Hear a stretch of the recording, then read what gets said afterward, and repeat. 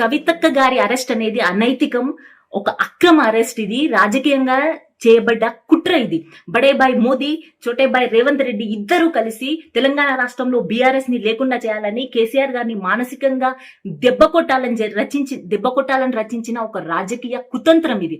ఎందుకంటే సుప్రీంకోర్టులో already case pending ఉంది కవితక్క గారి ఈ విచారణ మీద.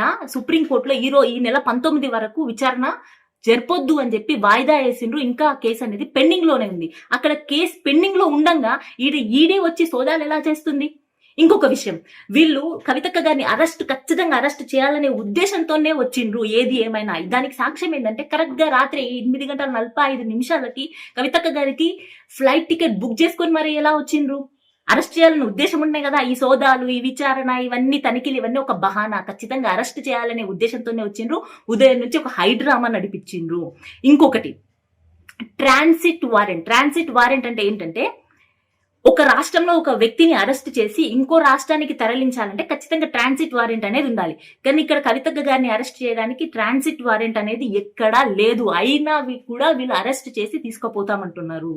అంటే కేవలం సుప్రీంకోర్టులో పెండింగ్ ఉన్నప్పటికీ కూడా ఈ ఈడీ అనేది వచ్చి చేసింది అంటే, అది కూడా కరెక్ట్ గా ఎలక్షన్ కోడ్ ముందు రోజు, ఎలక్షన్లకు నెల ముందు, అంటే ఖచ్చితంగా బీఆర్ఎస్ పార్టీని, కేసీఆర్ గారిని మానసికంగా దెబ్బతీసి బీఆర్ఎస్ పార్టీ క్యాడర్ ని భయపెట్టాలి, కార్యకర్తలను భయపెట్టాలని చెప్పి మానసికంగా దెబ్బతీసి లోక్సభ ఎన్నికల్లో మమ్మల్ని దెబ్బతీయాలనే ఒకే ఒక దురుద్దేశంతో.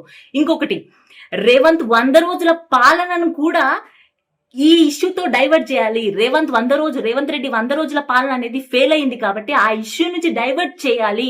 కవితక్క గారి మీదకి ఇష్యూను డైవర్ట్ చేసి ఇష్యూను అక్కడ పంపించాలనే ఒకే ఒక ఉద్దేశంతోన ఈ రాజకీయ కుతంత్రం నడిచి బడేబాయ్ మోదీ, చోటేబాయ్ రేవంత్ వీళ్ళిద్దరు కలిసి ఈ కుతంత్రాన్ని రచించి ఈరోజు కవితక్క గారిని అక్రమంగా అరెస్ట్ చేస్తున్నారు.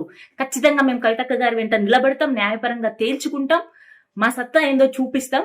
జై తెలంగాణ, జై కేసీఆర్.